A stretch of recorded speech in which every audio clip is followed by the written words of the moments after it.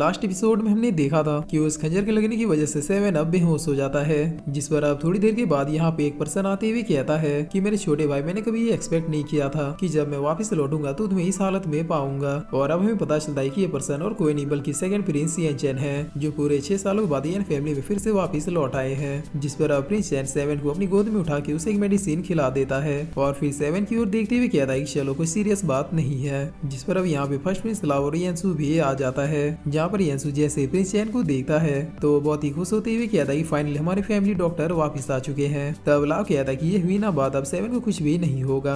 और अब यांसू प्रिंस चैन को चिढ़ाते हुए कहता है कि भाई मुझे तो पहले ही पता था कि अगर सेवन को बुखार भी हुआ तो फिर चाहे आप कहीं पे भी हो सेवन को बचाने के लिए आ ही जाओगे। तो गाइस सेकंड प्रिंस चैन पैसे से एक बहुत ही बड़ा एल्केमिस्ट है, जिसे हर टाइप के पॉइजन और मेडिसिन के बारे में पता है और बचपन से ही प्रिंस चैन को अलग अलग टाइप के मेडिसिन और पॉइजन बनाना पसंद था, जिसे बनाकर वो अपने भाइयों के ऊपर ही ट्राई करता था। जिस पर अपने सलाह कहता है कि शैन आखिर सेवन को हुआ क्या है। तब शैन कहता है किसी ने एक बहुत ही हैवी पॉइजनस खंजर से सेवन के ऊपर अटैक किया है और उसी पॉइजन के असर से सेवन बेहोश हो चुका है, लेकिन इसने बेहोश होने से पहले अपने हार्ट को लॉक कर लिया है, जिसकी वजह से पॉइजन बहुत ही स्लोली बॉडी में फैल रहा है। मगर टेंशन लेने वाली कोई भी बात नहीं है, क्योंकि मैंने इसे एंटीडोट खिला दिया है। इसके अलावा मैंने सेवन को बचपन से बहुत ही कम मात्रा में थोड़ा करके बहुत ही हार्ड पॉइजन खिलाया है, इसीलिए अब बस कुछ ही देर में सेवन की बॉडी इस पॉइजन को बहुत ही अच्छे से कंट्रोल कर लेगी। जिसे सुनकर अब लाव अपने दोनों भाइयों के ऊपर बहुत ही ज्यादा प्यार बरसाते हुए कहता है कि मुझे तुम दोनों के ऊपर नाज है। और फिर लाव चैन से पूछता है कि क्या तुमने एक छोटी सी बच्ची को देखा जिसकी उम्र लगभग 4 से 5 साल के बीच है। तब चैन कहता है कि हाँ मैंने देखा कि एक आदमी एक छोटी बच्ची को लेकर मार्केट प्लेस से होते हुए जा रहा था। जिस पर अब लाव कहता है कि यांसू तुम चैन के साथ घर जाओ, मैं कुछ ही देर में विनी को ढूंढ के आ रहा हूँ। तब यांसू कहता है कि नहीं ब्रदर, चैन के साथ आप घर जाइए और मैं विनी को ढूंढने के लिए जा रहा हूँ। जिस पर इधर प्रिंस चैन कहता है कि ब्रदर लाव यांसू को जाने दीजिए, मुझे पूरा यकीन है कि यांसू इन सारी चीजों को संभाल लेगा। तब प्रिंस लाव कहता है कि लेकिन, जिस पर यांसू कहता है कि भरोसा रखिए, मैं विनी को लेके बहुत ही जल्द वापस लौट आऊंगा, क्योंकि मेरे पास सबसे पावरफुल वेपन मनी है। तब ये लोग भी अब यहाँ से चले जाते हैं। जिसके बाद अब यांसू मार्केट प्लेसेस की ओर जाते हुए कहता है कि आखिर इन सब चीजों के पीछे कौन हो सकता है। जिस पर तभी यांसू को विनी के चिल्लाने की आवाज सुनाई देती है और अब हम देखते हैं कि आदमी विनी को बहुत ही ज्यादा डराते हुए कह रहा था कि चलो तुमने उसका काम तो तमाम कर दिया और अब मैं तुम्हारा काम तमाम कर दूंगा, क्योंकि अब मुझे तुम्हारी कोई भी जरूरत नहीं है। जिस पर तभी यहाँ पे एक सांप आके इस आदमी के हाथ में काट लेता है। तभी आदमी कहता है कि आखिर मुझे इस सांप ने कैसे काटा। जिस पर अब यहाँ पे ये प्रिंसेस आती हुई कहते कि वो इसलिए क्योंकि उस सांप को मैंने कहा था। और फिर ये प्रिंसेस यहाँ पे आती हुई कहती है कि टेंशन मत लो, क्योंकि तुम अब बस कुछ ही पलों में महल के दरवाजे पे पहुंचने वाले हो। तभी आदमी कहता है कि तुमने मुझे क्यों धोखा दिया, क्योंकि मैं तो तुम्हारी तरफ से ही काम कर रहा था।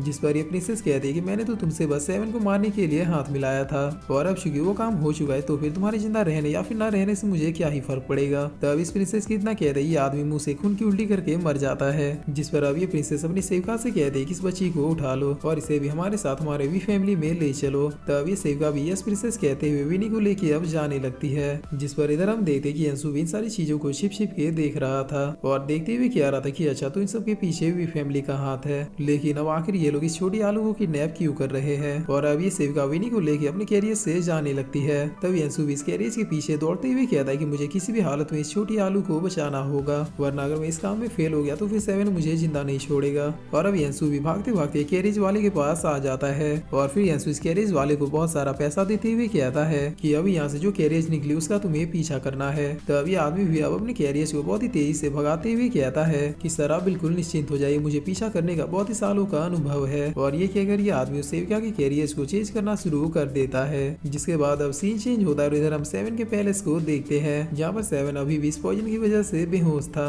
और बेहोशी में सेवन अब अपने मदर को देखता है, जो सेवन से बातें करते हुए कह रही थी कि क्या हुआ, क्या तुम हर्ट हो गए। तब सेवन अपनी मदर का हाथ पकड़ते हुए कहता है कि मुझे आपके अलावा इस वर्ल्ड में कोई भी नहीं समझ सकता, इसलिए अब मैं भी आप ही के पास आना चाहता हूँ। जिस पर सेवन की मदर कहती है कि नहीं, अभी तुम मेरे पास नहीं आ सकते, क्योंकि अब तुम्हारे कंधों में यन फैमिली के साथ साथ उस बच्ची की भी जिम्मेवारी है। तब सेवन अपनी मदर से कहता है कि लेकिन वो तो मुझसे नफरत करती है। जिस पर सेवन की मदर कहती है कि नहीं, वो तुमसे नफरत नहीं करती है, बस बात इतनी सी है कि तुम अभी तक उसके ट्रस्ट को नहीं जीत पाए। इसीलिए मेरे सेवन चलो अब अपनी आंखें खोलो और उसे ढूंढने जाओ, क्योंकि इस वर्ल्ड में तुम्हारे अलावा और उसका कोई भी नहीं है। और अब इधर ये चीफ सेवन को देखकर बहुत ही ज्यादा रोते हुए कह रहे थे कि मेरे लॉर्ड आखिर आपको ये क्या हो गया है, आपने तो कहा था कि आप मेरे लाइफ के एंड तक मुझे कंपनी देंगे। जिस पर अब सेवन भी होश में आते हुए कहता है कि भला इतना शोर कौन कर रहा है। तब फर्स्ट प्रिंस लाव सेवन को देखते हुए कहते हैं कि फाइनली तुम जाग गए। जिस पर प्रिंस चैन भी पूछता है कि सेवन क्या अब तुम बेटर फील कर रहे हो। तब अपने सेकंड ब्रदर को देखते सेवन 7 कहता है कि आप भला कब आए, जिस पर प्रिंस चैन कहता है कि तब जब तुम बेहोश थे।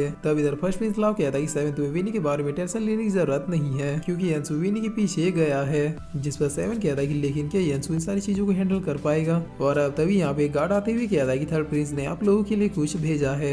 जिस पर सारे लोग अब इस चीज को देखते हुए कहते हैं कि ये तो यंसु का कोट है जिसमें उसने शायद उस प्लेस तक पहुंचने का मैप बनाया है, लेकिन उसने ये क्यों लिखा है कि बस वुमेन सी कंपलसरी है। तब फर्स्ट प्रिंस लाव कहता है कि इसका मतलब वो जरूर वी फैमिली में है क्योंकि वी फैमिली ही इकलौती ऐसी फैमिली है जहाँ पे सिर्फ औरतें रहती है। और अब सीन चेंज होता है और हम वी फैमिली को देखते हैं जहाँ पर यंसु अब लेडीज के गेटअप में घुस चुका था। और फिर यंसु विनी को ढूंढने के लिए आसपास टहलते हुए कहता है कि पता नहीं छोटी आलू के लिए अब मुझे क्या क्या करना पड़ेगा। जिस पर तभी यहाँ पे अनाउंसमेंट होती है कि हमारी प्रिंसेस आ रही है। तब इस प्रिंसेस को देखते हुए यंसु कहता है कि मुझे यकीन नहीं हो रहा कि इतने बड़े फैमिली की प्रिंसेस होने के बावजूद भी ये छोटी बच्चियों को किडनैप करती है। जिस पर अब जैसे ये प्रिंसेस यंसु के आगे से गुजरती है तो एलर्जी की वजह से इसके हाथों में रैशेस आने लगते हैं। जिसे देखते हुए प्रिंसेस कहती है कि ऐसा तो तभी होता है जब मेरे आसपास कोई आदमी होता है। तब यंसु इस प्रिंसेस को देखते हुए कहता है कि अरे यार मेरे ख्याल से मैं पकड़ा गया। जिस पर अब ये प्रिंसेस यंसु के पास आते हुए कहती है कि तुम कुछ ज्यादा ही मस्कुलर लग रही हो। तब यंसु भी अपनी वॉइस को चेंज करते हुए कहता है कि हाँ वो इसलिए क्योंकि मेरा बाप एक डाकू और माँ एक हसीना थी। जिस पर ये प्रिंसेस अब यंसु को टच करती है और टच करते इस प्रिंसेस की एलर्जी और भी ज्यादा तेजी से एक्टिव हो जाती है। जिस पर ये प्रिंसेस अब चिल्लाती हुई कहती है कि जल्दी से इसे बंदी बनाओ, ये एक आदमी है। तब तुरंत ही यहाँ के लोग यंसु को बंदी बना लेते हैं। जिस पर ये प्रिंसेस कहती है कि जाओ इसे भी प्रिजन में डाल दो और जब मैं कहूँ तो फिर इसे मेरे सामने पेश करना। तब ये सेविका भी यस प्रिंसेस कहते हुए यंसु को प्रिजन में ले आके डाल देती है। जिस पर यंसु कहता है कि तुम लोगों में दया नाम की चीज है कि नहीं, मुझ जैसे इतने कोमल और हैंडसम प्रिंस को इतने घटिया जेल में कैसे रख सकते हो। तब पीछे से विनी कहती है थर्ड प्रिंस क्या ये तुम हो। जिस पर यंसु विनी को देखते हुए कहता है कि अच्छा तो तुम भी यहीं पे हो। और फिर यंसु बहुत ही पोज में कहता है कि देखा मैंने तुम्हें ढूंढ ही लिया।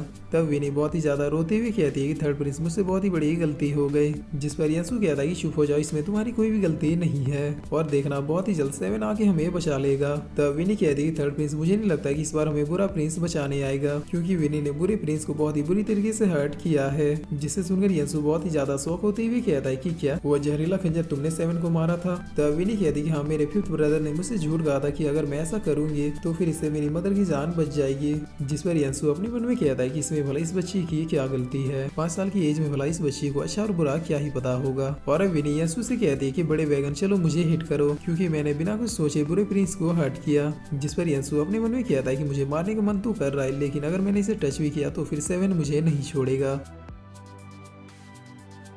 और फिर इसी के साथ ये एपिसोड यहीं पे खत्म होता है।